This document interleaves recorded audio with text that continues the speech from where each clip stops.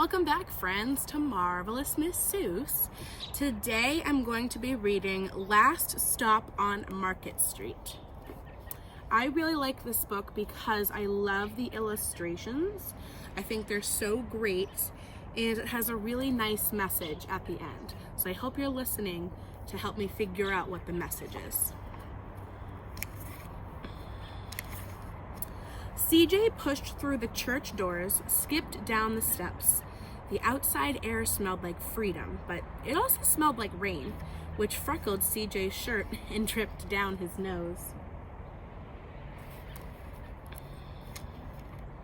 He ducked under his Nana's umbrella, saying, "How come we gotta wait for the bus in all this wet?" "Trees get thirsty too," his Nana told him. "Don't you see that big one drinking through a straw?" CJ looked for a long time but never saw a straw. From the bus stop, he watched water pool on flower petals, watched rain patter against the windshield of a nearby car. His friend Colby climbed in, gave CJ a wave, and drove off with his dad. "Nana, how come we don't got a car?"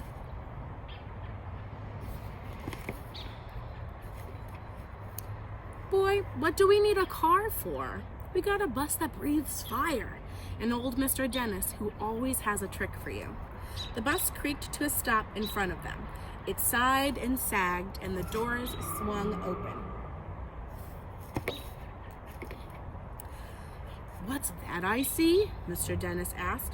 He pulled a coin from behind CJ's ear, placed it in his palm. Nana laughed her deep laugh and pushed CJ along. They sat right up front.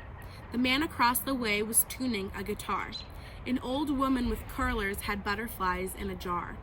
Nana gave everyone a great big smile and a good afternoon. She made sure CJ did the same. The bus lurched forward and stopped, lurched forward and stopped. Nana hummed as she knit. "How come we always gotta go here after church?" CJ said. "Miguel and Colby never have to go anywhere." "I feel sorry for those boys," she told them. She told him, "They'll never get a chance to meet Bobo or the Sunglass Man. And I hear Trixie got herself a brand new hat." CJ stared out the window, feeling sorry for himself. He watched cars zip by on either side, watched a group of boys hop curbs on bikes. A man climbed aboard with a spotted dog. CJ gave up his seat. "How come that man can't see?" "Boy, what do you know about seeing?" Nana told him. "Some people watch the world with their ears." "That's a fact, their noses too," the man said, sniffing at the air. "That's a mighty fine perfume you're wearing today, ma'am." Nana squeezed the man's hand and laughed her deep laugh. Two older boys got on next. CJ watched as they moved on by and stood in back. "Sure wish I had one of those," he said. Nana set down her knitting. "What for? You got the real life thing sitting across from you. Why don't you ask the man if he'll play us a song?" CJ didn't have to. The guitar player was already plucking strings and beginning to sing. "To feel the magic of music," the blind man whispered. "I like to close my eyes." Nana closed hers too. So did CJ and the spotted dog. And in the darkness, the rhythm lifted CJ out of the bus, out of the busy city. He saw sunset colors swirling over crashing waves, saw a family of hawks slicing through the sky, saw the old woman's butterflies dancing free in the light of the moon. CJ's chest grew full, and he was lost in the sound, and the sound gave him the feeling of magic.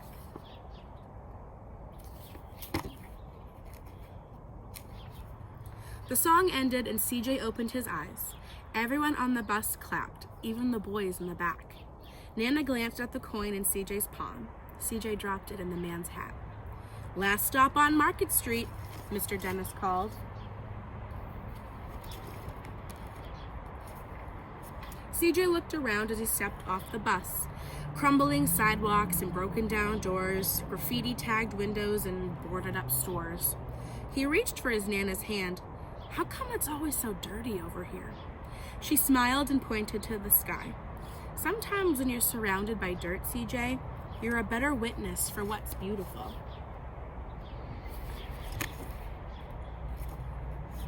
CJ saw the perfect rainbow arching over their soup kitchen.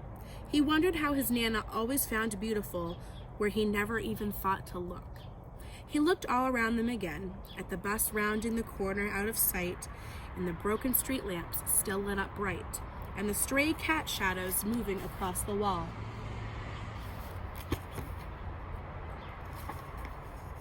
When he spotted their familiar faces in the window, he said, "I'm glad we came."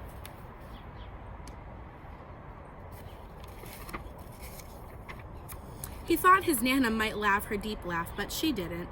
She patted him on the head and told him, "Me too, CJ. Now come on."